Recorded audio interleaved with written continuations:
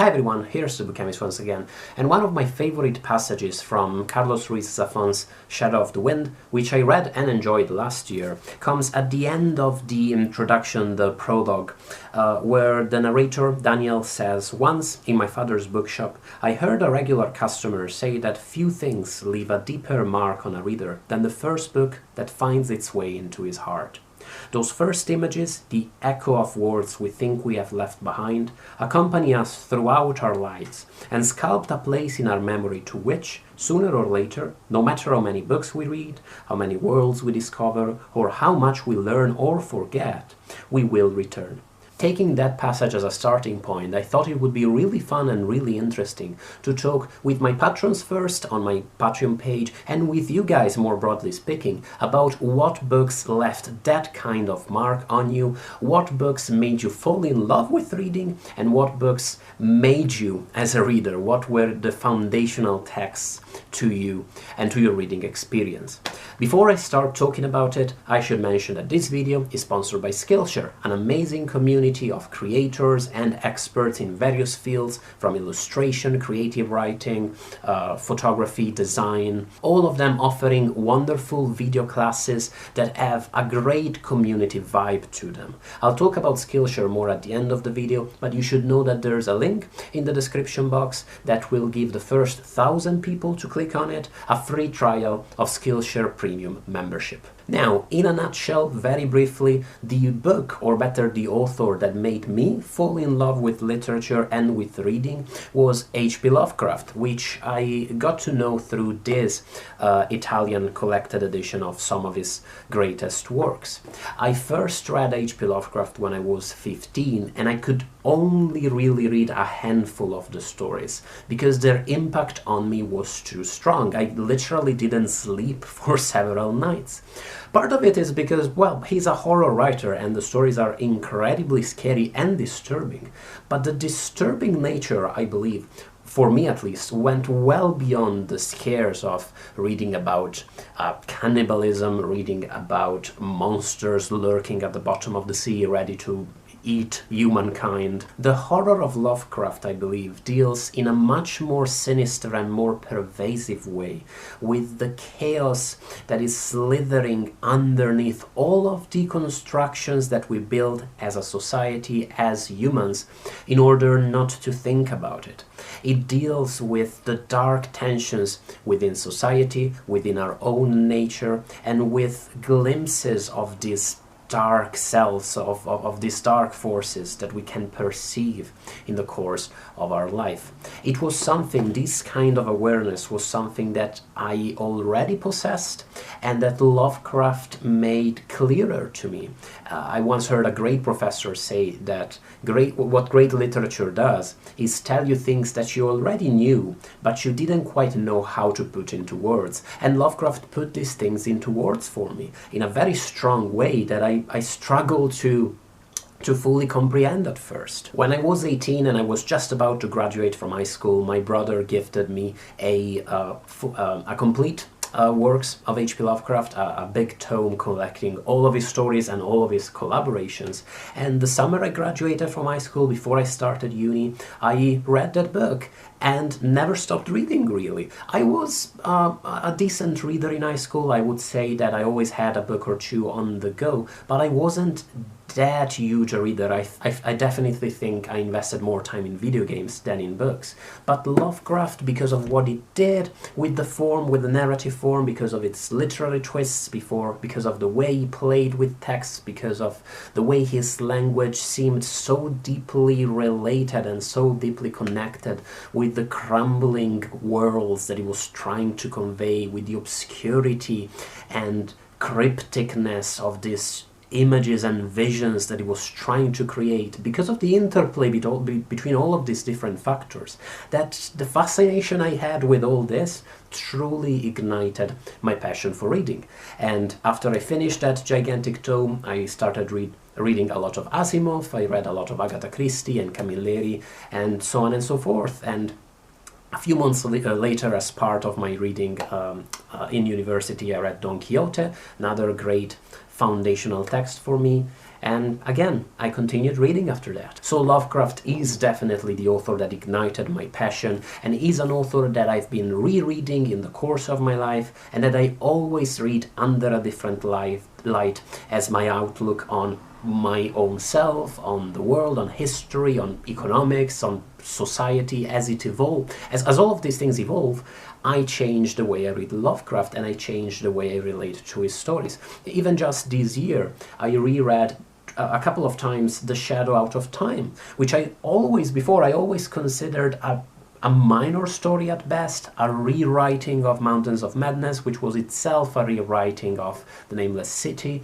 Instead, now somehow I connected with it in ways that hadn't really been open to me before, and now I definitely regard it among my favorite Lovecraft stories, and definitely as one of his minor masterpieces. Lovecraft was also the first writer I decided to read in the original, in English, and he definitely ignited my passion for the English language, for which I'm still paying the price, because let's just say that Lovecraft's English is not generally regarded as the gold standard of modern English prose, and he is in some ways a difficult writer to dialogue with throughout the course of your life. From my early teenage adoration, I came to terms with maybe his failures and shortcomings as a writer. Definitely it was really hard to come to terms with his shortcomings as a person, most notably with his horrible and toxic racism.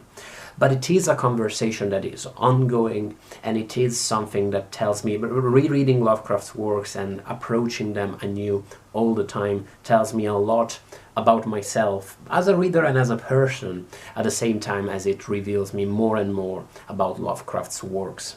Going further back in time, other books that were truly foundational for me and that truly made me the reader that I eventually became were the Goosebumps novels of R.L. Stine. Which one am I going to pick? Number 45, Ghost Camp, which it's a really good one. Goosebumps, I think, pointed at that same elements that I found so compelling in Lovecraft, although of course in a much more humorous, much more light-hearted key. This sense of the sinister and obscure, this awareness of the sinister forces that are pervasive in society, that are hiding underneath the veneer of respectability and support that surrounds us, and the fact that an awareness of all this, an awareness of these dynamics, was at once dooming, was at once doomed due to great horror and great fear, but was also liberating somehow. But perhaps I'm self-aggrandizing a little bit too much, because Goosebumps is mostly about monstrous jellies and goos and werewolves. The Peanuts comic strips by Charles Schulz were also something I adored as an elementary school kid. I loved their humor and their wistfulness and the brilliancy of the characters' relations, and the way they were at once so truly and deeply human, while also falling back on their on a few character tropes, on a few almost caricature-like personality traits. The way people tend to do. We all, I think, tend to fall back on what we consider are the things that make us ourselves and turn into stereotypes of a sort sometimes. Finally, as I think 90% of readers from my generation, I should mention Harry Potter, which was possibly the book I reread the most. Definitely, I would say the book I reread the most as an adolescent.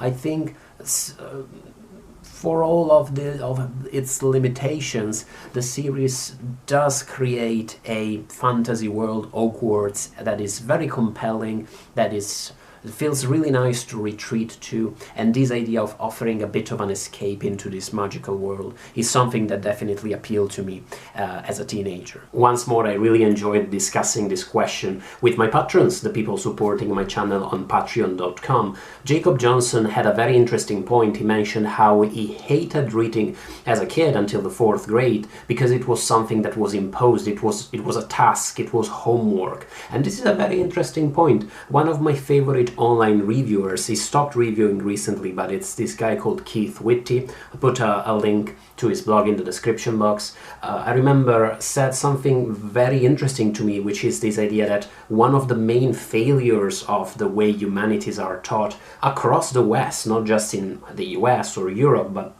really I think across the world, is this idea that very often we impose books on people, on kids, rather than try and persuade them and make them understand that the main reason why they should read this stuff is because it is really fun and enjoyable. Jacob mentions a series called Deltora Quest by Emily Rodda, which I didn't know absolutely, as the series that eventually won him over to books. And I definitely see some parallels with my love of Goosebumps there. Although I must confess that I feel like I always loved books, but I feel like I had some pretty cool teachers when I was in elementary school that were really able to transmit the love of reading and how much fun it could be to us kids. As I mentioned before on the channel, my teacher read us The Old Man and the Sea by Ernest Hemingway and The Adventures of Tom Sawyer, and we all loved it. We just couldn't wait for reading time to come along once or twice a week. A lot of people talked of a transition that happened at one point in the reading experience, maybe in their teenage years,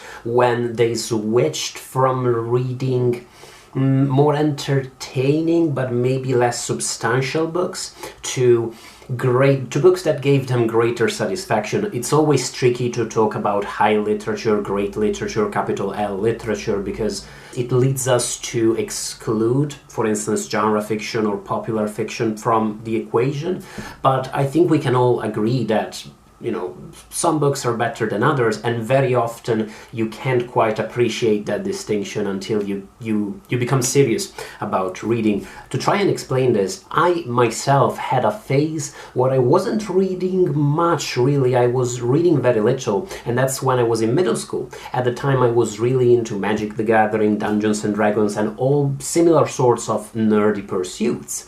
And what I tried to read were the tie-in books related to all these various games, which are excellent games, they are great fun, but the books published to accompany them are kind of marketing initiatives that tend to be really bad. It's not just it's not just that they're not serious or they're escapist or anything of the sort. There is really and utterly nothing wrong with that. It's just that they tend to be quite bad, generally speaking, quite boringly formulaic, quite uninventive and lazy. And the silly thing is, at the time, as a middle school kid, I couldn't quite tell the difference yet between what made a good book, what made a bad book. And so after you read a couple of bad ones, you kind of just lose interest in reading for a while without quite realizing that it's just because you're not reading the right stuff. I think that's what happens with a lot of people who get tired of reading or can't quite get into it. It's just that they're not reading the right stuff for them. Paulo Swag mentions The Stranger by Albert Camus as the book that kickstarted his passion for literature, a novel he discovered while working at a recycling plant for used books. That must have been quite an interesting experience. Sven Claes mentioned Steppenwolf by Herman S. and Orwell's 1984 as books that similarly pushed him onto the next level of reading. Dimitris mentions Jitterbug Perfume, which I didn't know at all, as once more the book that, the first grown-up book that he ever read. And Bada Bing, nice name, mentioned Agatha Christoph's The Notebook trilogy, which has been recommended to me in the past, and it's definitely been on my radar for a very long time, once more as the book that reignited his love of reading and pushed him onto the next level as a reader. Finally, Timothy Whitlock mentions Houellebecq's Submission and Crime and Punishment as books that reignited his love of reading. I really like his take on Crime and Punishment, and I'm going to read from his post on Patreon. He said, "I started to think about so many things differently after reading it. It's hard to describe without sounding pretentious, but it helped me to look at irrational human behavior differently. Why people act against their own interest and why they are mean towards people they actually like. That kind of stuff. It's not pretentious at all, Timothy. That's really important stuff. And I think all of us react to certain books regardless of their genre, regardless of whatever they're about, in different ways. And we all have these sorts of books that really connect with us and really make us look at the world under a different light. They teach us something that maybe we already knew, that maybe we hadn't quite figured out about human behavior, about our own psychology. It's the reason why the authors that I consider my favorite are my favorite people, like Lovecraft, Chabon, Pynchon, Lethem, Egan. It goes beyond really enjoying their books, although I really enjoy all of their books and I could reread them ad nauseam. It's because they really speak to me in a way that it ignites my synapses in ways that other books, which might be more clever, which might be more complicated, more difficult, Joyce DeLillo, Bolaño, all authors I love, don't quite do for me. I appreciate those works too, and I can enjoy them and connect with them, but not quite on the same level as with my favorite authors. I really look forward to hearing from you. What were the books that ignited your love of reading, that made you fall in love with reading, and that made you the reader you are today? Are you still rereading them all the time? Do you consider them as something that belongs to your past and you're pretty happy leaving them on the shelf where they belong?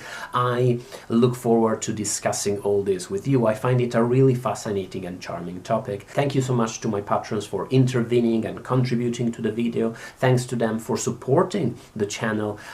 If you're interested in supporting the Book Chemist and the videos I film, by all means please visit my Patreon page. That will be splendid. And thanks to Skillshare for supporting the video and sponsoring it. As I mentioned at the beginning, Skillshare is a website offering a plethora of classes on a broad variety of topics. All of these classes have a beautiful community feeling where the creators and the students collaborate toward improving their experiences, toward enjoying and reveling in the crafts they engage in, be it creative writing, illustration, crafts, physical crafts. It's a very stimulating environment that I found very reposing and very exciting at the same time in the course of 2020. A class I enjoyed very much recently was a Creative Leadership Toolkit class with John Maida about making us able to collaborate with others better and get the most out of this collaborative situation. At first I was a little bit skeptical. I was like, hold on John, what even is this about? But instead, as I watched, I found out that it spoke in very wise but very clear, very interesting terms about the nature of collaborative pursuits, about some of the pitfalls we tend to fall in, things like our unconscious bias, some of the obstacles we have to overcome to achieve a fruitful collaboration. And it did so in ways that made me reconsider how I myself work with others. I highly recommend it, and like the best classes I've taken on Skillshare, I found it at once interesting and stimulating and truly useful. There is a link in the description box that will give the first 1,000 people to click on it a free trial of Skillshare Premium membership, but even beyond the free trial, Skillshare is really cheap. A yearly subscription is less than $10 a month. Thank you so much for watching the video. Don't forget to contribute your experiences in the comment section, and bye people.